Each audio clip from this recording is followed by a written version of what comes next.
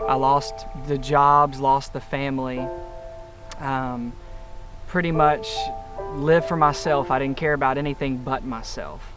Nothing was important to me, and I was raised in church. I was raised the right way by a wonderful father and mother, and by a father who loved the Lord. But I chose my own way once I discovered drugs and alcohol. I was on my way back from North Carolina, and I had a pedestrian jump out in front of me, and I hit him and it killed him.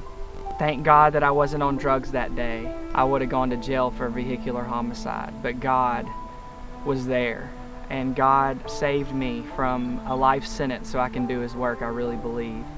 And when I walked in these doors, it was like walking into a home. It was like walking into the presence of God and walking into change. I could really feel it. When you walk in, you can feel it. There's something special, and it's the Holy Spirit for sure. Jesus is in there.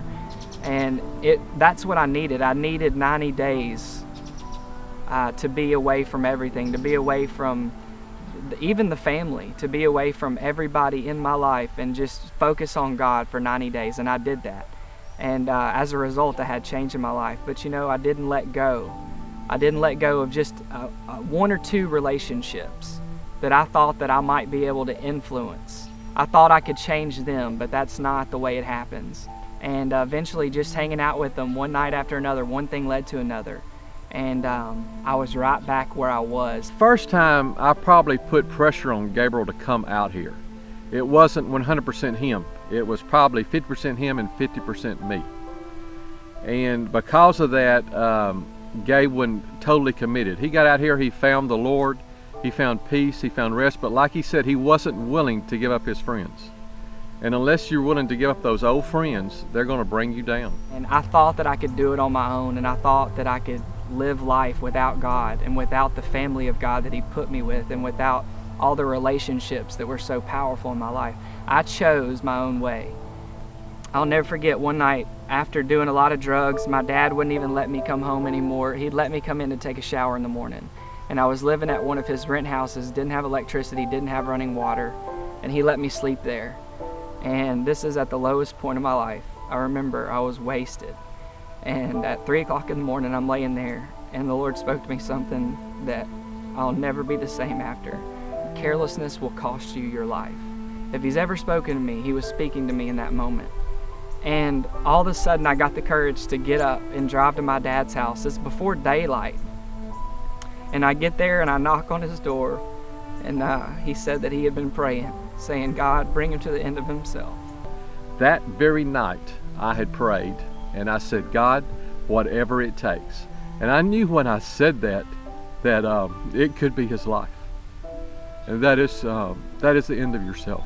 When you come to that point where you say, even if you have to take his life, Lord, whatever you have to do. And that very night, he shows up at my door. And that's an awesome feeling, to give it to God. And the very night you do that, Gabe shows up and says, I'm ready to go back dead. Awesome time in my life. From that moment, I haven't touched drugs. I haven't touched anything that has anything to do with addiction since then. And I decided I didn't want to leave this place because I did not want to go down. I knew that carelessness would cost me my life. And when God spoke to me in that moment, said, I can't guarantee you your life from this point forward.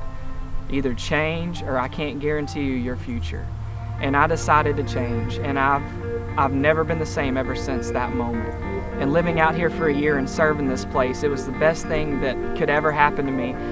And it really, really helps having people that's gone through the program before, that knows the ins and outs, and they welcome you with open arms and say, hey, you can do this. You can be an overcomer.